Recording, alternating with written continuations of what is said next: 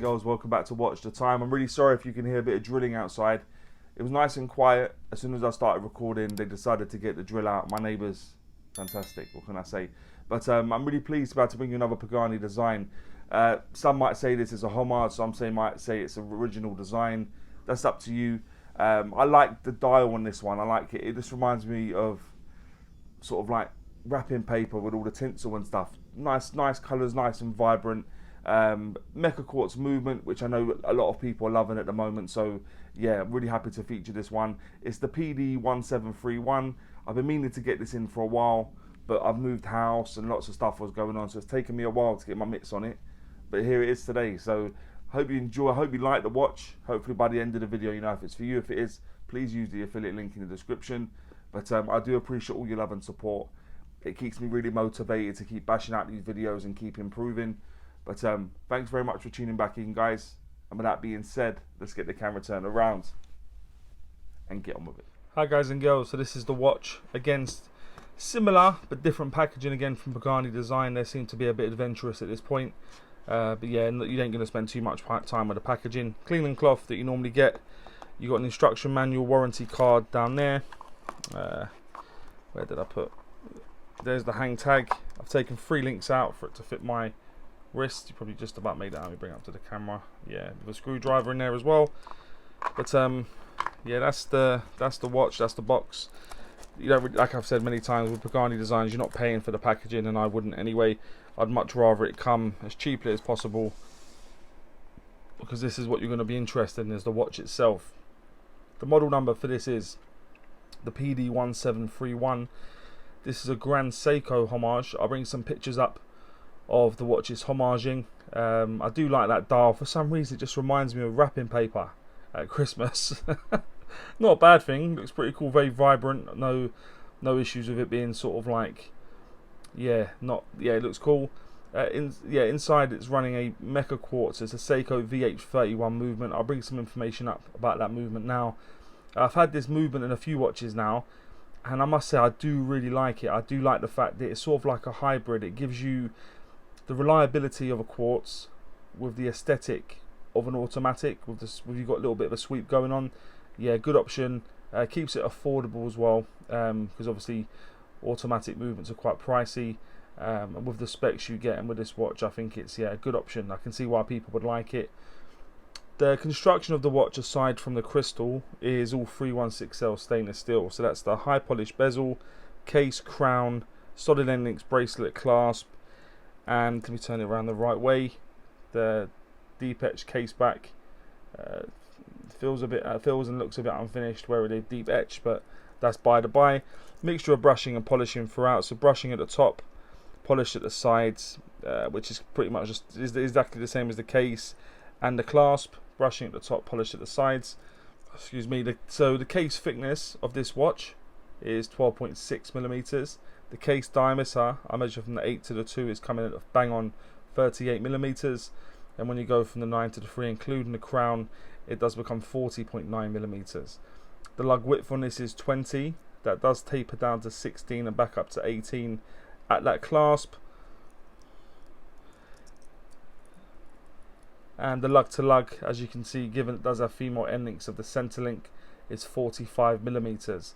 The strap I spoke about a moment ago, the bracelet, is a 3-piece, is a 1-piece made to look like 3.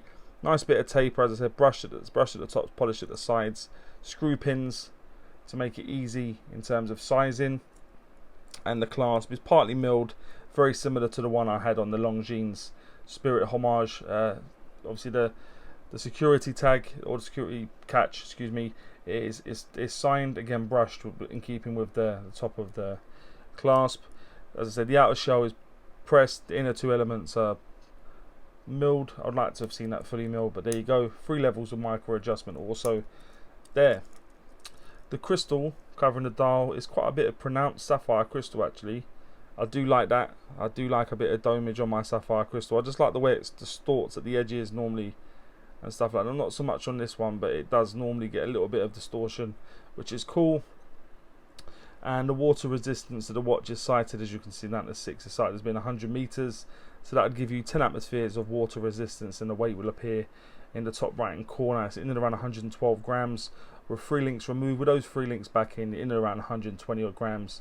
So yeah, good sort of weight for the sort of size of the watch, I would say. But let's have a look at the dial now, guys, in a bit more detail. So what you have on this, you got a minute track going around the outer edge. Inside that, you got applied elements everywhere. Double battens at the 12, 3, 6 and 9. Singular battens everywhere else. Just below the double batten at the 12, you've got the Pagani Design logo applied. Again, I like the fact they've just gone for the logo. Bit more consistency we're getting now from Pagani Design, and that's to be applauded. Just above the double batten at the 6 o'clock, you've got 100 meters, 330 feet. And either side of the indices down there, you've got Japan movement, just highlighting it. It's got a Seiko VH31 movement inside. You can see a nice blued hand, and it looks like it has got AR coating on there, given the sort of glare we're getting of blue. But given also how reflective it is, I'm not sure how much they've used. But yeah, I haven't gone for a loom shot on this, guys. All you got is a little bit on the hands, and it was very difficult to see, so I didn't bother with the loom. But yeah, nice high polish hands and indices. Yeah, do like that. Let me give it a quick wipe, guys. I do apologise, but undone the crown. If you take it out, if I can, that is.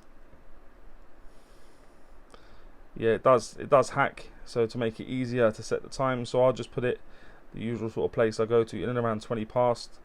What's pretty cool, there's no ghost position. It just goes to one position, which is nice. And yeah, no hacking. It has got hacking, excuse, no hand winding, given the fact it's not an automatic. It's just got a bit of a sweep of an automatic. As I said earlier, it reminds you of wrapping paper, like the glittery blue backdrop. And like I said, not a bad thing. Nice to have a bit of vibrancy on your wrist and a little bit different. But yeah, that's the watch, guys. The crown I feel was a bit difficult at times to grab hold of. I'd like it to be maybe a little bit bigger, but that's just personal preference. But let me pop it on the wrist quickly, give you an idea of what it looks like on my wrist. My wrist is just above a 7-inch wrist for your reference. And with those 3 links taken out, I'm using the middle level of micro adjustment, if I can bring that up for you. And that's what it looks like on my wrist. A piece that people will notice, given the colour. Yeah, it looks cool. Nice bit of sapphire crystal on there as well. But that's the watch, guys. Let me give it a quick wipe. Get rid of any sort of wrist cheese that may be in and around the watch. And then we can crack on. But that now take me on to what I think is pants and pucker about the watch. If you've ever watched before, you know I always start with pants. I like to go on a high with pucker. So what I think is pants is the crown size, or excuse me, we'll go case back first. We'll go case back. So the case back, it looks okay. I don't know if you'll be able to make it out, but it feels very, very rough. It feels quite unfinished, and given the fact it's in touch with your skin, I would like that to have been a bit more refined. I know people are not going to see it, but it does feel a bit unfinished. Yeah, we'll go crown size this time, jumping the gun. But yeah, I think the crown, I know you're not going to have as much dealings with it, but I felt like it's been a little bit difficult to grab hold of. A slightly, just only ever so slightly bigger would have made it a bit easier, a bit better. And the screw, there's a QC issue with the screw. Actually, I will take it out now. So I wasn't going to not take out this stuff, because I do try and sandwich it back in afterwards. But let's have a look at the screw very quickly. So there was a screw. This is not the first time now that I've had this with Pagani Design. So the end screw there, as you can see, it looks a bit warped. Yeah, that screw doesn't go in properly. It would look like that when I got it, and yeah, bit of an issue. As you can see, there's a little bit of a gap at the sides. Doesn't fit properly. It's just a link. I tried swapping the screws over, same thing. So yeah, just a QC issue there with the screw.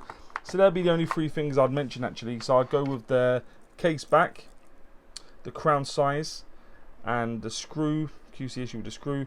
What I think is pucker is I go with the sapphire crystal. Look at that sapphire crystal. No messing about. Out there, Bosch sapphire crystal. The movement, yeah, Seiko VH31 movement. Nice, reliable movement. As I say, gives the aesthetic of an automatic whilst the reliability of a quartz. The hands and indices, nice, high polish hands. I like the blue second hand for a bit of contrast, bit of a darker blue to the dial, which is nice. Dial, yeah, it's definitely going to be an interesting piece, and it's going to be one that people notice. It's a nice, vibrant blue. and the size. Yeah, nice dimensions for this watch. Very much in the unisex category, given it's a 38mm followed by 45 lug to lug, so that's going to fit multiple wrist sizes. So yeah, just to surmise what I think is Pukka, is I'll go with the sapphire crystal, the movement, the hands and indices, the dial and the size. And would I recommend the watch? Yeah, I think I would actually. I think it's a cool piece. Prices do fluctuate, which is often why I don't mention prices when I do my videos. So do keep an eye out, see if you can get some coupons and maybe wait for a sale. But I definitely recommend this watch, guys. This is the blue one. There's a couple of other colour variations that I'll also bring up now to give you an idea. Maybe that's more in your taste. But guys and girls, please let me know what you think about this watch, and maybe any other watches you may want to see on the channel. And as always say, don't forget to like, subscribe, and always watch the time. Take care, guys. All the very best.